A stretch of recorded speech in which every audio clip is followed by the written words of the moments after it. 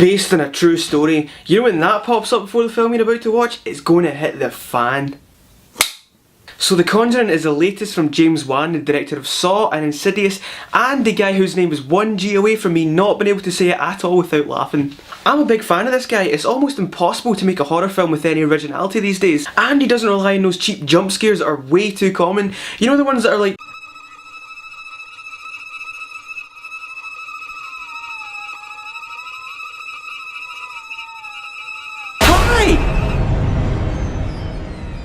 those aren't scary, that's just reaction. That's not fear, it's evolution. There are a few of them in this film, of course there are, but for the most part he actually gradually builds up a sense of dread, and the slow burning approach means by the end of it your nerves will be shredded. The movie's based on a supposedly real story of a family moving into a haunted house. Although with all these real stories I think what actually happens is like the cat knocks over something during the night and everyone's like, nope, we're definitely haunted. Patrick Wilson and Vera Farmiga star as husband and wife paranormal investigators who go into the house to try and figure out what's going on, and of course this just pisses off whatever's in there. But then again, who can blame it when it's 1971 and she shows up looking like it's 1824? Seriously, what is with that collar?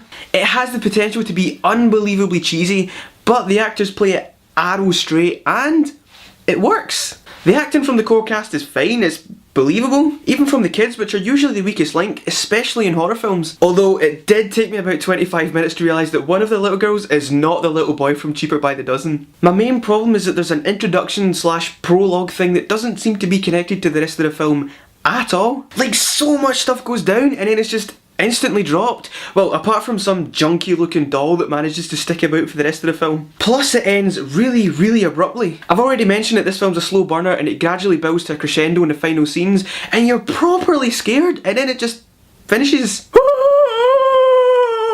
Oh, we're done? For me, seeing a horror film in the cinema is a bit of an odd concept. Just like with Paranormal Activity, in order to get the best experience of this film, you really need to be watching it on your own at like 2 in the morning with your headphones on, loud.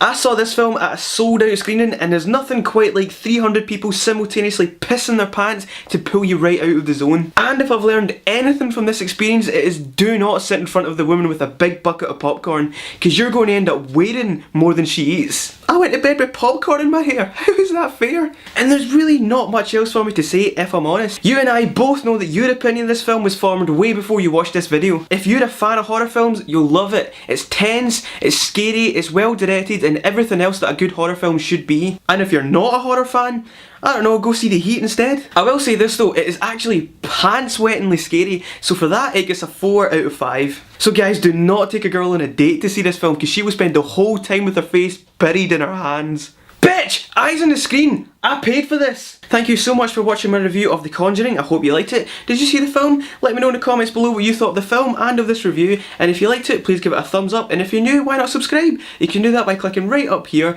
I'll also put my 2 latest reviews along the side here, so that will be The Heat and Two Guns. Also, if you like what you see, share it. Put it on your Facebook, Twitter, anything else you got, because sharing is caring.